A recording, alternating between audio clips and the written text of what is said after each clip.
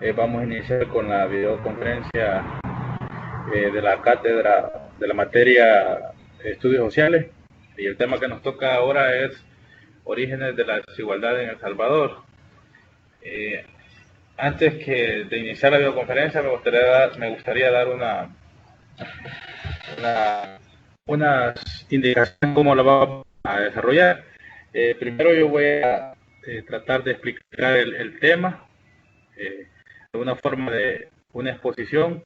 Luego voy a hacer una ronda de preguntas al final. Si ustedes tienen una duda, compañeros y compañeras, y creen que es necesario interrumpir la presentación para hacerla, la pueden hacer. Si no, lo pueden hacer hasta el final de la presentación.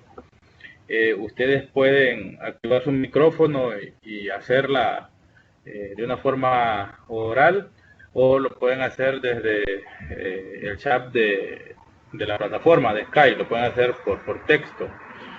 Y sin nada más que dar como orientación del desarrollo del tema, vamos a iniciar. El tema de ahora es Orígenes de la Desigualdad en El Salvador. Vamos a tratar de hacer un recorrido histórico, social y político de cómo se va orquestando lo que ahora conocemos como la desigualdad y en qué consiste. Vamos a tratar de ver unos factores políticos, económicos y sociales, y vamos a mencionar el periodo colonial. Tenemos que entender que la desigualdad en El Salvador se remonta a los viejos tiempos de la colonia. El tiempo de la colonia se le conoce cuando vino el Imperio Español y colonizó nuestro territorio, donde la población nativa fue forzada a realizar trabajos eh, y fueron despojados de sus territorios por la fuerza. Por eso podemos mencionar de que la desigualdad en El Salvador se remonta a los tiempos de la colonia, por esa situación que se dio de despojo y sometimiento forzado por parte del invasor a nuestros pueblos originarios. Entonces, unos plantean que desde ese momento se inicia a lo que se le conoce como desigualdad, cuando son eh, invadidos por un imperio y son despojados de sus tierras. Entonces, por eso se plantea de que la desigualdad en El Salvador inicia desde el periodo colonial. Luego caemos a un periodo que es el periodo de la República, que este periodo de la República se inicia a partir la, de la independencia, cuando surge todo ese proceso de, de independizarse y declararse como un país independiente o una república independiente. A eso se le conoce como el periodo republicano, y que dentro de este periodo republicano existen ciertos sucesos políticos y económicos que van determinando la tenencia de la tierra. Y para recalcar este periodo colonial tenemos la disolución de las tierras ejidales y comunales de las alcaldías y tierras de las comunidades indígenas, que este proceso de disolución de tierras ejidales fue llevado a cabo bajo el presidente, bajo el gobierno de Rafael Saltívar, que va desde 1881 a 1882. En ese periodo se fue dando esa reestructuración de la tenencia de la tierra, y esto consistía en despojar a los pueblos originarios, a lo que quedaban de territorios de los pueblos originarios, donde ellos cultivaban su tierra de una manera de subsistencia, no de una manera a escala ni bajo una lógica de exportación. eh, Son despojados de sus tierras y son dadas a un grupo que más adelante lo vamos a conocer, que consistía, que es el llamada oligarquía cafetalera.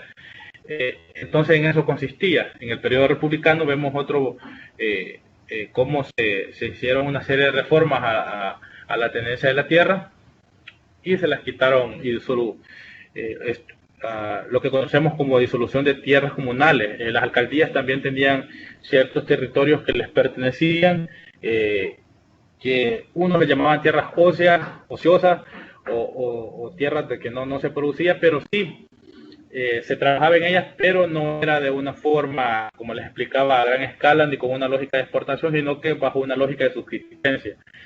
Venía puede ser la comunidad, se organizaba y hacía su cultivo de maíz, hacían su pequeña milpa, no hacían demasiado, sino que era de una forma de subsistencia. Entonces, bajo este mandato de este presidente, se quitaron esas tierras y ese gran sector de la población indígena se vio forzada a vender su fuerza de trabajo, porque ya no tenía de dónde vivir, ya no tenía tierra, sino que le tocó emplearse para poder ganar un salario y con ese salario poder comprar lo que él antes producía en la tierra. Entonces vemos desde la colonia, luego ya en la República, cómo se van creando todas las cuestiones de la tenencia de la tierra, donde hay autores que plantean que en eso se basa la desigualdad, en la tenencia de la tierra, y cómo la tierra se va concentrando en un pequeño grupo a partir de esta reforma de 1821 de Rafael Saldívar. Y luego vamos a llegar a lo que les mencionaba. Ahora nos vamos a entrar con un proceso de que la tenencia de la tierra se estaba concentrando en un pequeño grupo, que era lo que llamamos la oligarquía capitalera, que estaba naciendo, por decirlo así, bajo una lógica de un modelo agroexportador. Estamos viendo de que nuestro producto de exportación colonial era el añil, pero ya estaba cayendo en los mercados internacionales a partir de la creación de elementos o materiales sintéticos de coloración. Entonces el añil bajó su exportación.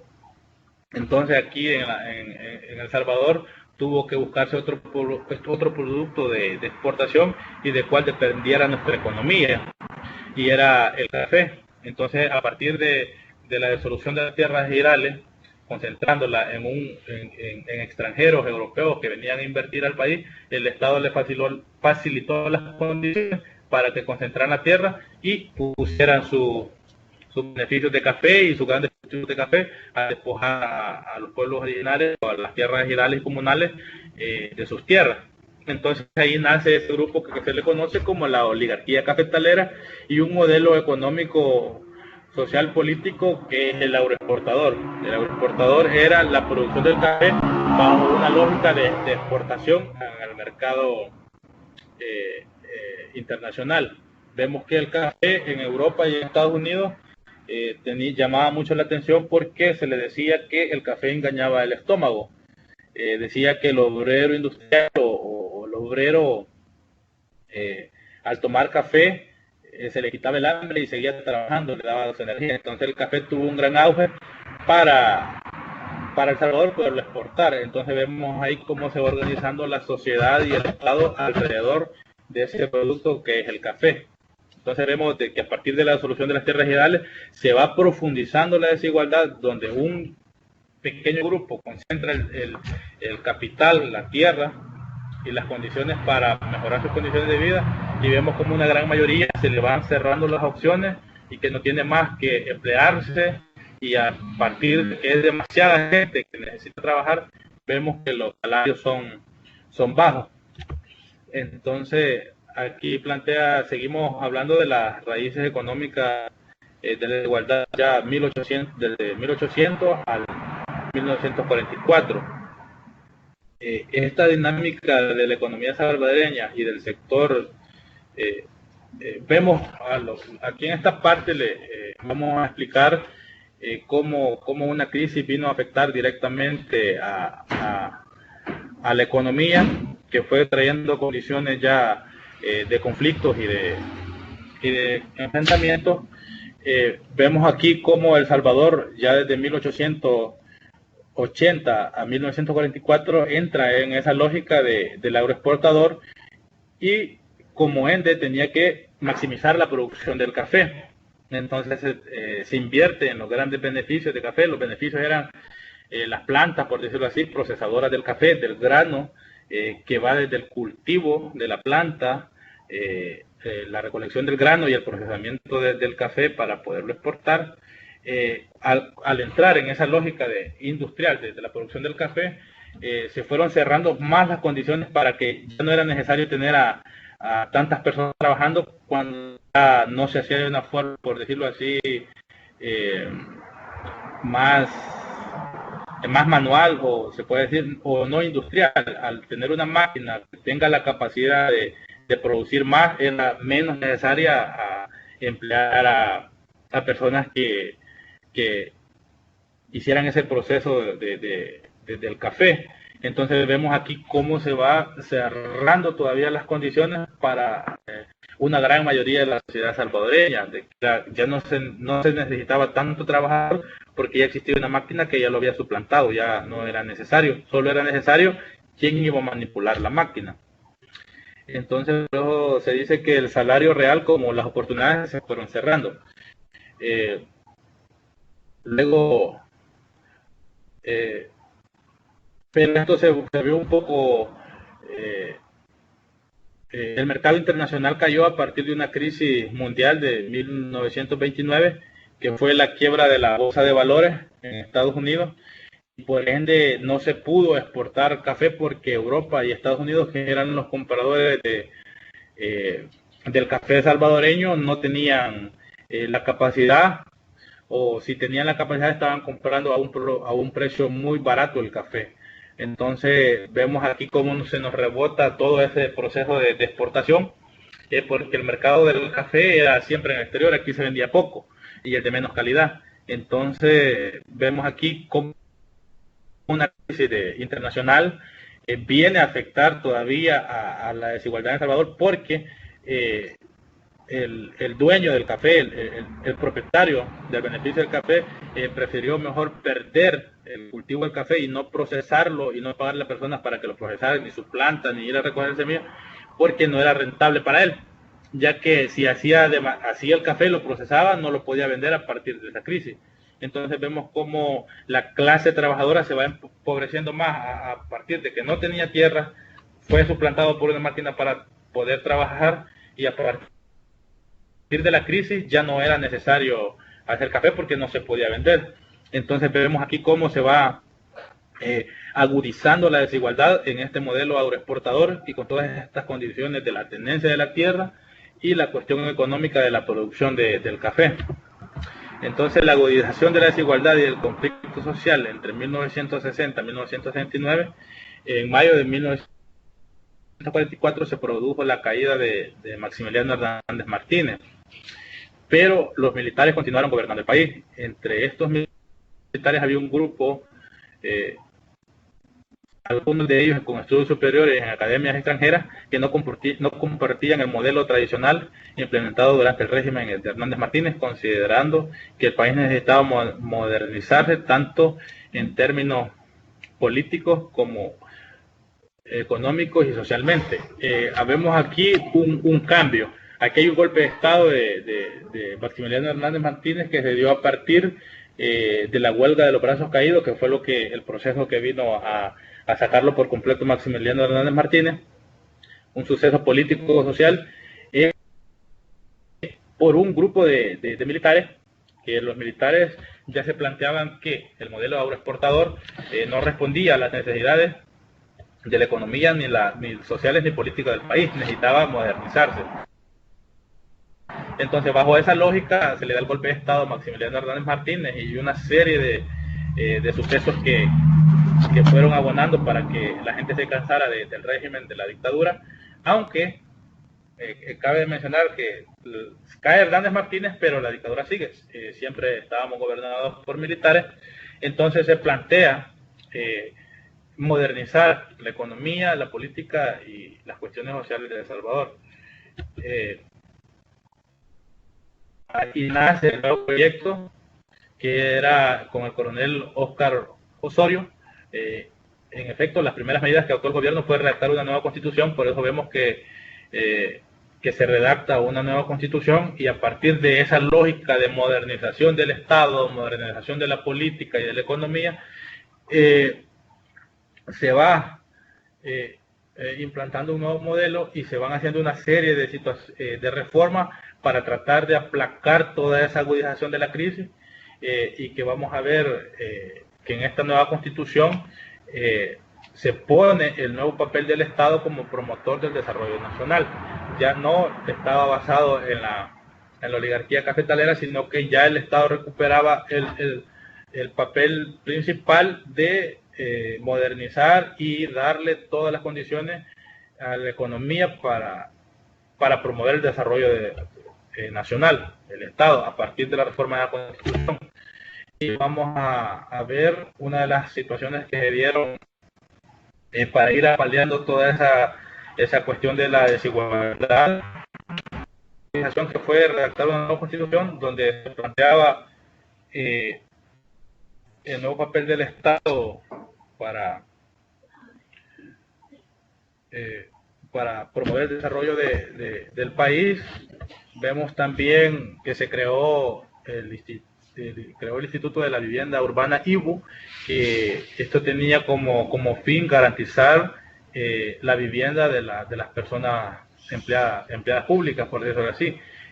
Casas aún financiadas por el gobierno, dadas a crédito con un crédito accesible a los salarios de las personas y poder garantizar la vivienda. Se hizo el Instituto Regulador de Abastecimiento, el IRA, que consistía en la seguridad alimentaria, donde el Estado acaparaba cierta cantidad de la producción de los granos básicos para poder regular los precios y poder abastecer a las personas, y estaba bajo la lógica de la seguridad alimenticia.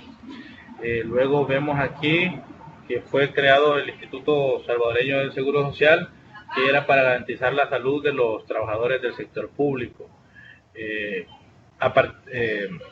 Vemos cómo bajo esta lógica del coronel Óscar Osorio y este nuevo proyecto de los militares, que planteaban una modernización del Estado y de la política y de la economía de El Salvador, se van creando toda esta serie de instituciones para poder bajarle a esa brecha de desigualdad que el modelo agroexportador había implantado en la sociedad salvadoreña. Primero fueron despojados de sus tierras desde la colonia.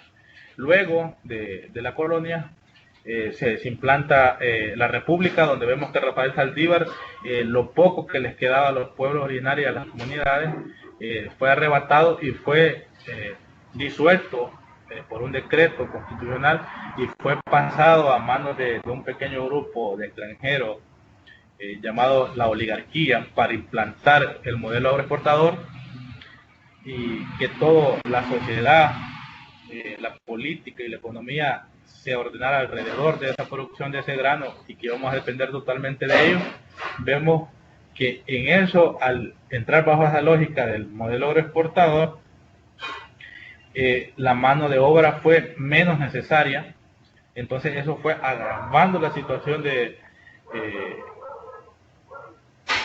social en El Salvador, donde se empezaron a ver una serie de levantamientos, una serie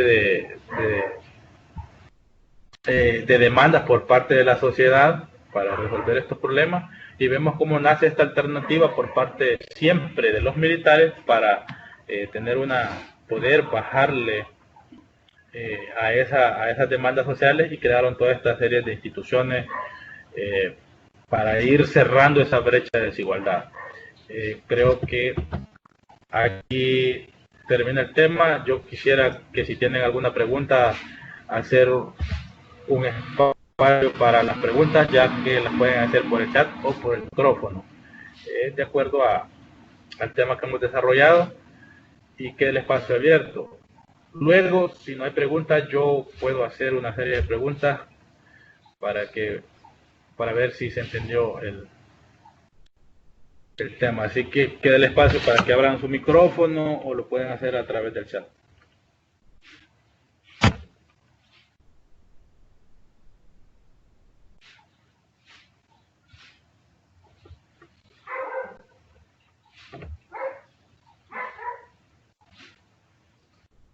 Bueno, veo que está escribiendo un compañero. Vamos a ver cuál es la pregunta que tiene. Si alguien lo puede hacer por el micrófono, igual.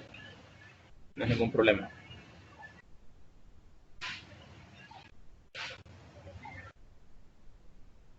De la última diapositiva, ¿cuáles son las fechas en...?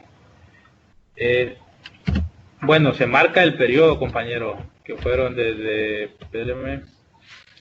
1950, que se entra bajo esta lógica de la modernización del Estado. Pero para serle honesto y exacto, no puse la fecha directamente de cada institución en qué fecha fue creada, pero se plantea que es del periodo de 1950 para acá, donde se entra desde la redacción de la Constitución y la creación de todas las instituciones del Estado para garantizar toda esa cuestión de lo que les mencionaba. Así que el periodo 1950. No sé si hay otra pregunta por parte de otro compañero.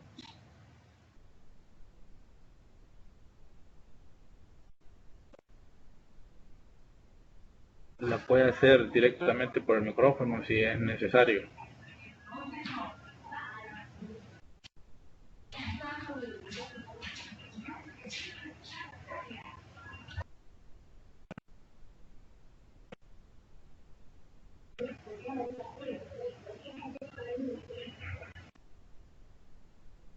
Bueno, muy bien, Sara, dice que todo está claro. No sé los demás compañeros si tienen otra duda, porque si no yo la voy a hacer.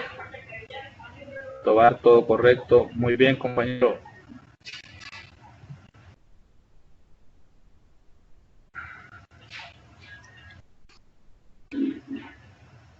Estamos en el tema de la desigualdad en El Salvador. Si tienen otra pregunta, si no yo se la voy a hacer. Aquí tengo unas cuantas preguntas que les quisiera hacer.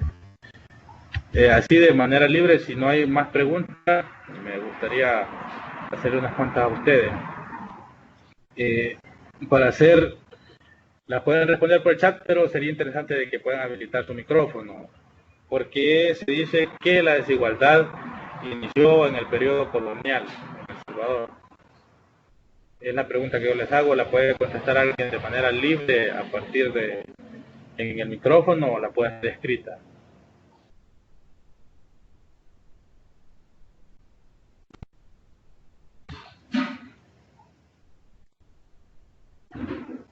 Compañeros, no sé si me escucharon la pregunta.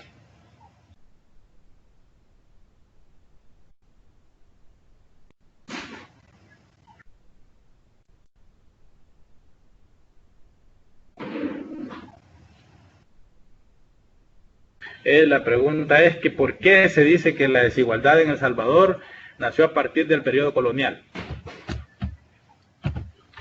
Puedes activar tu micrófono, Alberto, si te es posible activarlo.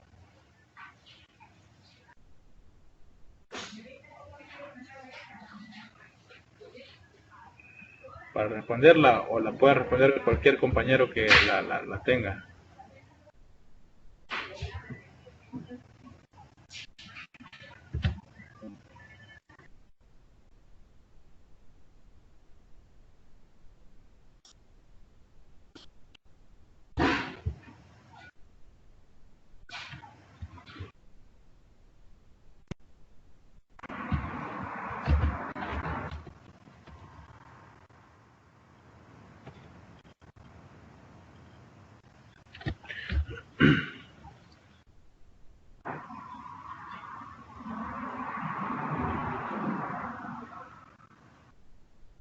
Vamos a ver, Sara dice que está escribiendo.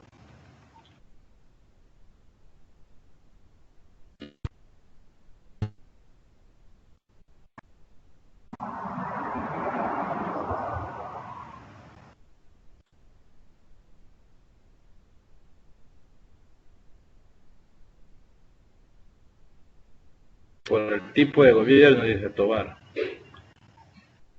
Vamos a ver qué dicen los demás compañeros. Estamos hablando del periodo colonial, donde se inicia. ¿Por qué se dice que en el periodo colonial se inicia la desigualdad?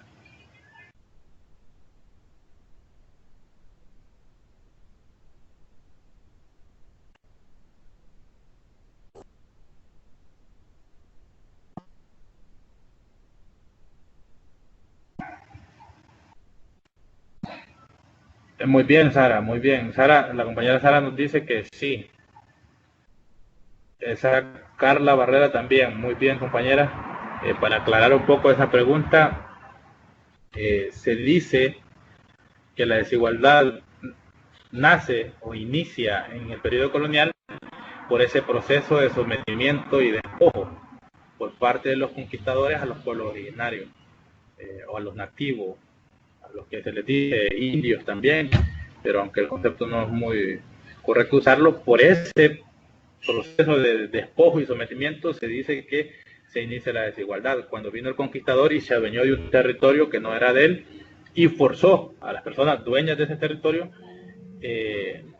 a trabajar para él y fueron sometidas a largas jornadas de trabajo y a no tener derecho de ningún tipo. Entonces ahí se dice que inició la desigualdad en El Salvador. Y muy bien, compañera, ahí para aclararle al compañero Tobar la cuestión del periodo colonial, a eso nos referimos de la desigualdad. La compañera Sara muy bien contestó la pregunta también.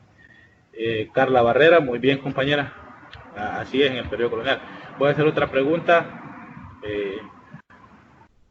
¿En qué consistió el proceso de disolución de las tierras ejidales y comunales? ¿En qué consistió el proceso de disolución de las tierras ejidales y comunales?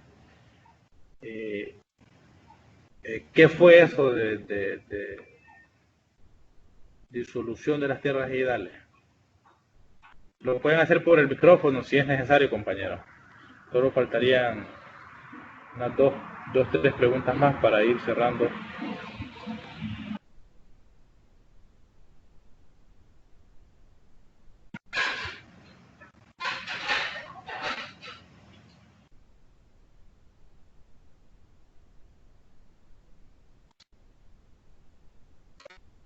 Muy bien, voy a repetir la pregunta.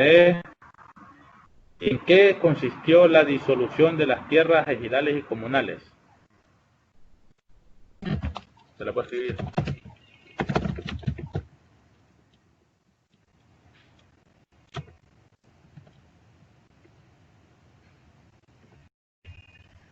Podemos reflexionar alrededor de esa pregunta para en qué consistió ese proceso. ¿Por qué se toma de que ahí se sigue con la desigualdad, se sigue creando condiciones para la desigualdad?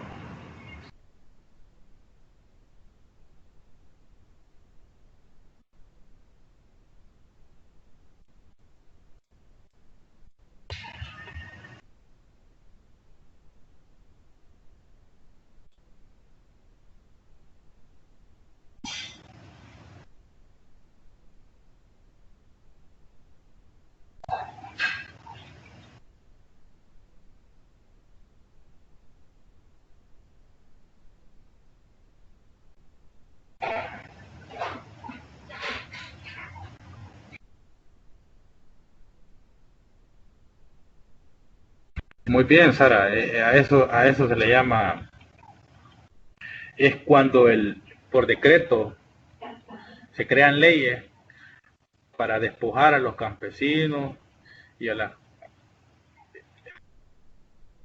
las comunidades originarias, las comunidades indígenas y a las alcaldías, se despojan y se les da esas tierras, pasan a las manos de capitales, de personas extranjeras para producir el café.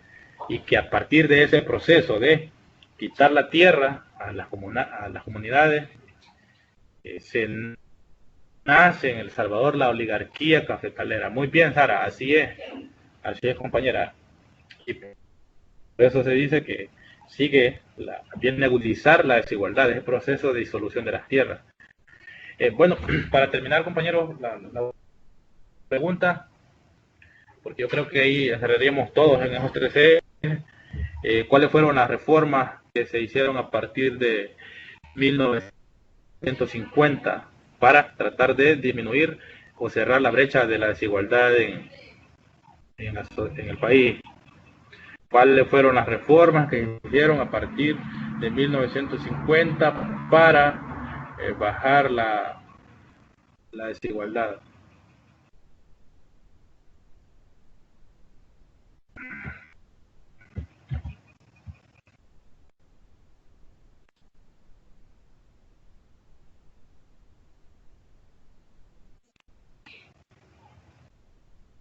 Muy bien, compañera. La compañera Sara, igual, muy bien, eso es. Los otros compañeros que están escribiendo, vamos a esperar que nos comenten ellos.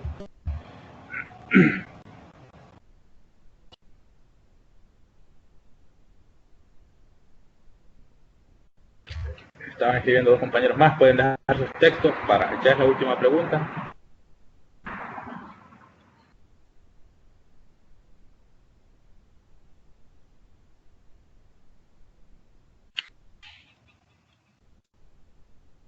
Bueno, creo que dejaron de escribir y eso es, compañera Sara.